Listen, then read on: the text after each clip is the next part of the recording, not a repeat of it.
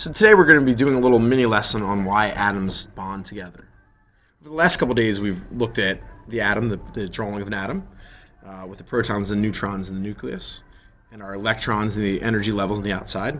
Then we looked at the patterns of our periodic table. So we set up the periodic table, we looked at the valence electrons and how as we go across each row the number of valence electrons increases. We also looked as we go down the periodic table how the number of rings or energy levels also increases as we go down. The last thing we looked at was the inert gases, or our noble gases, the far right side of the periodic table. Those gases don't bond very easily with other atoms because their outer energy level is full. That's what atoms are striving for. So we're going to copy down the notes here as we talk about the bonding here. So why do atoms bond? The main thing is they want to bond so they have a full outer energy level. They want that outer level to be full. When it's full, it makes them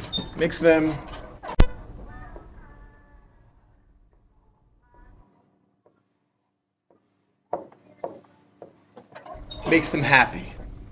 Now, we need to look at what that looks like for a real atom. So let's do a couple examples here of what that would look like for some real compounds that would happen with atoms. So the first one we're going to draw here is carbon monoxide.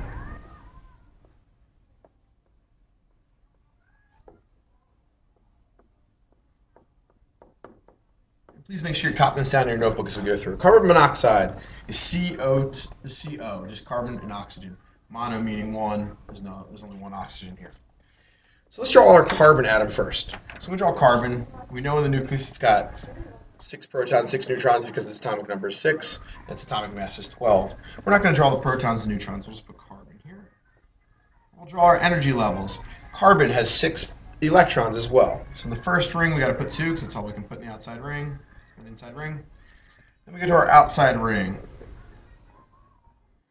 All right, we have 4 more to put out, so we put our first 2 out. 1, 2 in our pairs. 3, and 4. When we look at this, carbon is not very happy. Like we said, it needs an outer ring that's full. It's not.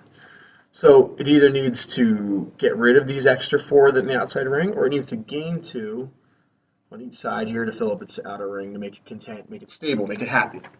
So carbon likes to bond with oxygen. So we'll draw our oxygen molecule over here. Oxygen has an atomic number of 8, an atomic mass of 16. So in its nucleus, it has 8 protons, 8 neutrons. Again, we're not going to draw that, but we'll put oxygen here. We get our rings going. Our first ring, again, all it can hold is 2. So our first 2. And second ring now, we need to put 6 out. 1, 2, 3, 4, 5, 6. So when we look at that, the oxygen is stable, it's content, it's happy. And we know that because, now look at its outer ring. All right, it's got its 6 plus it has 2 from carbon. So oxygen is now full, it's content, it's happy. When we look at the carbon, it still isn't. It has 2 extra, or it still has 4 empty spaces.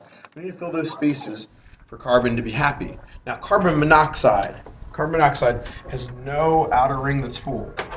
So carbon monoxide is very unstable. Please make sure you're copying this down. It's very unstable because it's not full. All right, so it needs 4 electrons.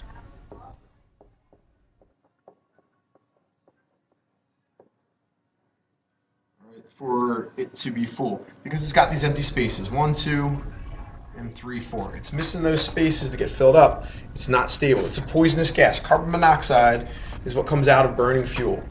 If it doesn't burn properly, it's going to be poisonous.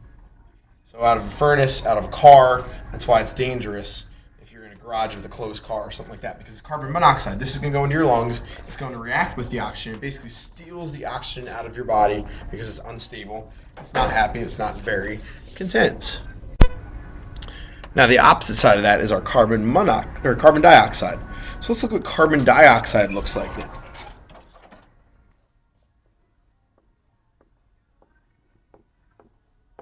Carbon dioxide, di meaning 2. So it's CO2. So di being 2. All right, again, we'll draw a carbon atom. 1, 2 in the first ring, or second ring, 3, 4, 5, 6. Again, carbon's outer ring is not full, it's not stable, it's not happy. So we bond it with oxygen again. So we do our oxygen molecule. Again, 1, 2. Go to our second ring.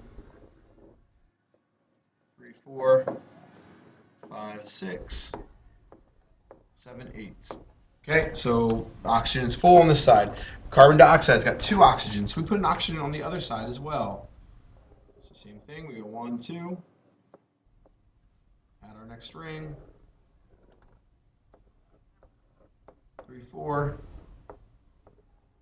5, 6, 7, 8. So it fills up. So now when we look at this molecule, it looks a little different.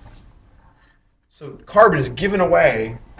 Right, it's giving away these, which means its outer ring is now empty. So now it only has 1 ring technically, so its outer ring is full. Oxygen is now taking in those electrons, doing the same thing. Its outer ring is full. Carbon dioxide is the opposite of carbon monoxide. It's full, which means it's stable.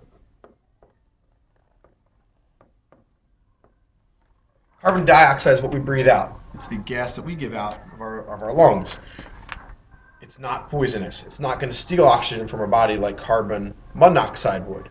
So this is the opposite, carbon dioxide. And we know that because of its stability, it's full on the outside, that it's not going to be harmful like carbon monoxide would.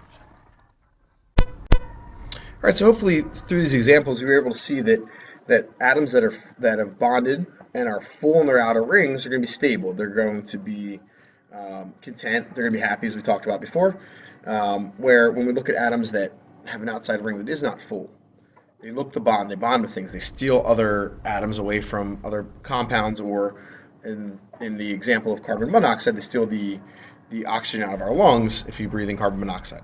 So hopefully this gives you a little view of bonding and why atoms want to bond together.